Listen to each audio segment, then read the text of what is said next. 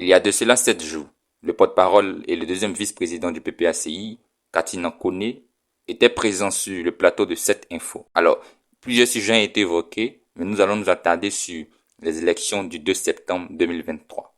Par rapport au cas Gbagbo, est-ce que le PPACI participera véritablement aux élections à venir? C'est une question que tout le monde se posait, bien évidemment. Nous participerons à ces élections. Nous sommes organisés, nous sommes préparés, nous avons déjà choisi nos candidats. Nous sommes donc dans le mouvement pour cette élection. Nous participerons à ces élections. Après cette précision, il met l'accent sur les différents problèmes liés à ces élections à venir. Il y a beaucoup d'éléments. N'oublions pas quand même que nous avons déposé, il y a le cas du président Laurent Gbagbo qui est un cas inacceptable, mais il y a aussi le fait que nous avons relevé des irrégularités énormes sur la liste électorale. Et évidemment, nous avons fait ces réclamations. Vous avez été tous témoins que nous avons à peu près 2 millions de personnes qui sont dans une situation où, qui n'ont pas de filiation. 2 millions de personnes qui n'ont pas de filiation. Ensuite, il se permet de clarifier le cas Gbagbo. Premièrement, le président Laurent Gbagbo n'a pas été déchu de ses droits civique. Puisque nous ne savons même pas ce qu'est l'élément de droit qui fonde son exclusion. On dit qu'il a été condamné, c'est une rumeur pour nous. Ils sont censés avoir jugé une personne, donc cette personne-là, il y a des procédures pénales qui sont connues de tous. On ne peut pas juger quelqu'un sans l'avoir au moins informé. C'est la moindre des choses. Il ne s'arrête pas là, car il va jusqu'à présenter les scandales et violations faites à Laurent Gbagbo. Alors la violation, elle est à 3 niveaux. Ouais. 3 niveaux. Alors, on va distinguer d'abord la question du procès et la question de son inscription sur la liste électorale. En ce qui concerne le procès, il y a 3 éléments fondamentaux qu'il faut relever. C'est un procès au pénal. Un procès au pénal dans tous les pays du monde, sauf si on retourne dans l'Inquisition. Mais je suppose qu'en Côte d'Ivoire, on est encore dans un État moderne, je le suppose. Et donc, sur cette base-là, il y a des règles fondamentales.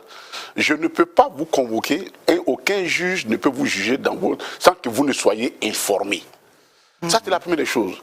Deuxièmement, et ça, j'ai écouté un ministre, le porte-parole du gouvernement, qui a fait une sortie, je trouve, déplorable, excuse-moi l'expression. Il dit non, le président Laurent Gbagbo, tous ses avocats, il a même cité les noms, étaient présents. Mais ce n'est pas eux qu'on juge. En matière pénale, l'avocat... Un jugement par contumace, ça existe? Non. Ben oui. Oui, mais moi j'arrive, avant qu'on va arriver à la contumace. On va arriver à la contumace. Vous me jugez, il faut au moins, en matière pénale, l'avocat ne me représente pas, il m'assiste. Ça suppose que je suis là. Pourquoi partons de contumace? Le président Laurent Gbagbo n'a pas été jugé par contumace. Il a été jugé par défaut. Parce que c'est 2 notions différentes. Il clarifie une bonne fois pour toutes ce qui est du cas Laurent Gbagbo à l'échelle nationale. Attends, non, c'est ce que je suis en train de dire justement. C'est ça où les gens font la confusion. Puisque nous ne savons pas sur quoi quelle est la décision du juge.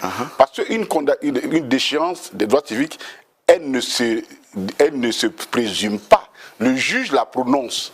Elle la prononce dans sa décision finale. Donc, on nous donne la décision et dedans, on verra si effectivement le juge a prononcé qu'il a été déchu de ses condamnations. Alors, il explique les raisons qui ont poussé le PPACI à attendre jusqu'à maintenant avant de résoudre le cas Laurent Gbagbo. Parce qu'il y a une procédure, il faut qu'on se rappelle. Le président Laurent Gbagbo a été radié de la liste électorale en août 2020. OK. Sur cette base-là, il a saisi, voici la procédure. Quand la CEI sort votre procédure, vous êtes radié, vous saisissez le tribunal de première instance. Et le tribunal de première instance que nous avons saisi a confirmé la position du président de la CEI. Nous n'avons plus de recours. Et la loi dit qu'il n'y a plus de recours. Donc vous avez fait... Alors, vous avez nous saisi la Cour africaine des droits de l'homme. Et elle dit ceci de façon claire. Nous donnons injonction, nous ordonnons à l'État de Côte d'Ivoire de réinscrire le président Laurent Gbagbo sur la liste électorale. À partir de ce moment où nous l'avons eu, nous attendions tout simplement qu'on ouvre la révision de la liste électorale. À partir du moment où on a ouvert la liste électorale, le président Laurent Gbagbo, n'oubliez pas qu'il est arrivé ici, le 17 juin 2021. Donc, on n'avait pas encore de procédure d'ouverture de la liste électorale. La révision de la liste électorale a été ouverte. Donc le président Laurent Gbagbo, fort de cette décision, est allé voir la Cour pour dire « je m'inscris ». Puisque je ne suis pas radié, j'ai été radié, donc je ne suis plus sur la liste, pour que j'y sois, il faut forcément que je me réinscrive. Ça me paraît relever de la bonne logique. Et c'est malheureusement là, à ce niveau, que la CEI et nous ne sommes pas d'accord. La CEI se disant que non, vous ne pouvez pas venir vous réinscrire parce que dans la vous avez été radié. Mais si j'ai été radié, Je n'y suis plus. Si je dois y être, qu'est-ce que je fais? Je m'inscris et c'est ce que le président Laurent Gbagbo a fait. Il détaille le fond des problèmes qui se trouvent sur la liste électorale pour ces élections du 2 septembre 2023. Nous avions un problème qui est simple. Vous nous donnez une liste électorale. Il y a des morts et des enfants. Il y a des morts, des gens. On vous le signifie. Nous prenons tout notre temps et nous avons créé au sein de notre parti une structure pour lutter contre ça. Elle fait son travail, cette structure. Elle va identifier les problèmes. On trouve 2 millions, plus de 2 millions de personnes qui n'ont ni de papa ni maman, qui n'ont pas de filiation. Mais ça, ce n'est pas un problème de Cubain. Je veux dire, mais c'est la CEI. Ça veut dire que la liste là, elle n'est pas fiable. Donc, parce que quand on sort d'une crise comme celle qu'on a connue, on s'interroge sur beaucoup de choses. Et donc, parmi les solutions sur lesquelles nous nous interrogeons, il y a ces problèmes. Pourquoi il y a toujours ce scandale, cette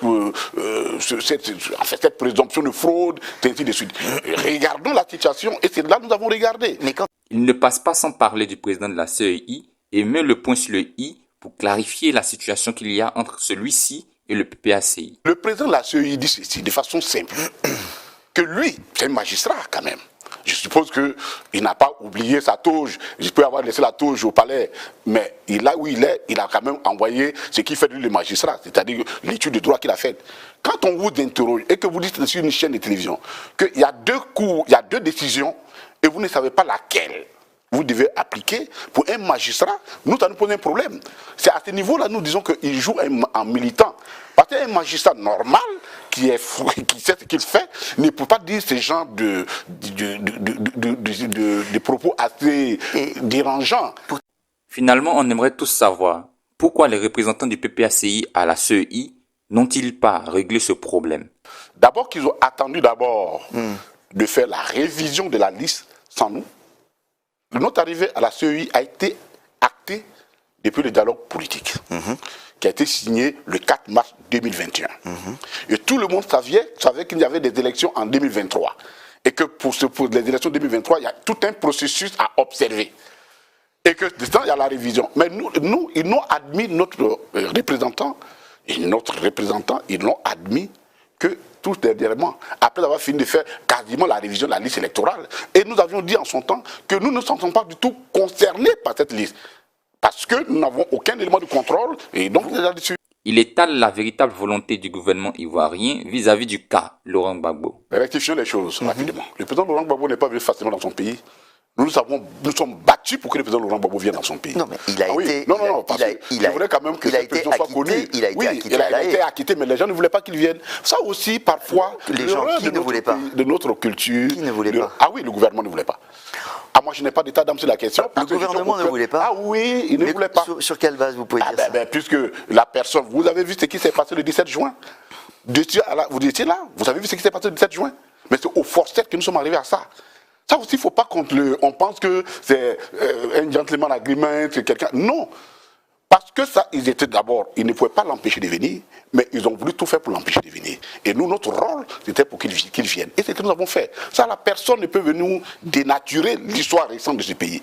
Aussi, il déroule les conséquences du récent dialogue politique. Parce que entre ce qu'ils ont fait, ce qu'on s'est dit au dialogue politique, et ce qu'ils font, il y a un écart. Par exemple, premièrement, vous ne pouvez pas être l'initiateur d'un dialogue politique entre un Premier ministre et quelques mois après, des gens vont empêcher le président Laurent Gbagbo, veulent empêcher le président Laurent Gbagbo d'aller dans ta région sous le prétexte qu'ils se battent pour toi et que tu ne les condamnes pas. Aucune condamnation. Vous faites le dialogue politique et des citoyens ne peuvent pas circuler dans leur pays. Il ajoute à cela qu'une solution politique ne pouvait pas garantir ou ramener Laurent Gbagbo sur la liste électorale. La meilleure serait la solution juridique. Nous avons un élément de droit en notre possession. Ok. Je dirais même 2. Nous avons 2 éléments de droit. Nous avons d'abord la Cour africaine des droits de l'homme. C'est une décision qui s'impose à l'État de Côte d'Ivoire. Bon, c'est comme si un juge condamne quelqu'un en Côte d'Ivoire ou donne des instructions et puis le gouvernement dit moi je ne le fais pas. Là, on n'est plus dans un état de droit. Donc nous sommes aujourd'hui au stade des affaires, de l'aspect purement juridique. Sur l'aspect du droit, qu'au moins qu'on reconnaisse le droit du président Laurent Gbagbo. Maintenant, s'ils ne veulent pas le reconnaître, c'est à eux de trouver la formule pour gérer cette situation. Oui, c'est eux qui refusent d'appliquer le droit. Donc pour le moment, nous sommes au niveau de la phase juridique du problème. Il finit par donner les raisons qui ont motivé sa présentation aux élections en tant que candidat pour la commune de Port-Boué. Ouais. Moi, je vais à Port-Boué, je me rends compte que à Port-Boué, mais je suis là-bas il n'y a pas longtemps, c'est carrément, les gens vivent sous l'eau. Les gens sont inondés, ils vivent sous l'eau. Il faut quelqu'un assez capable d'interpeller le gouvernement sur cela. Quelqu'un qui n'a pas d'état d'âme sur la question. Donc, il faut redonner à la mairie, aux conseils municipaux, des personnalités qui soient capables de traduire réellement les aspirations des peuples et d'interpeller et d'affronter le gouvernement quand il le faut. Mais pour affronter le gouvernement, il faut que tu sois clean et tu aies ta responsabilité et tu sois capable de regarder dans les yeux pour dire vous devez faire ça pour les populations. Il finit cette partie en donnant ses attentes et celles de son parti politique relativement au climat dans lequel il voudrait que ces élections se déroulent. Nous aurons souhaité qu'elles se fassent de façon tranquille et nous aurons dit au sein de notre parti, les choses sont assez claires. Le président Laurent Gbagbo, depuis Bruxelles d'ailleurs, avait lancé l'idée des élections apaisées. Il avait confié cette mission-là à l'une de ses collaboratrices, Bamba Massané. Et donc notre souci a toujours été de faire des élections paisibles. Alors, si l'opposition ivoirienne est mise à mal, est mal vue et est incompétente aux yeux de la population ivoirienne, il paraît que là nous avons une opposition qui véritablement porte et supporte son titre, à l'image de toutes les actions, toutes les sorties de Koné Katinan Justin et du PPACI. J'aimerais avoir votre avis relativement à cette dernière sortie. Qu'en pensez-vous? N'hésitez pas du tout à laisser vos pensées dans la barre des commentaires.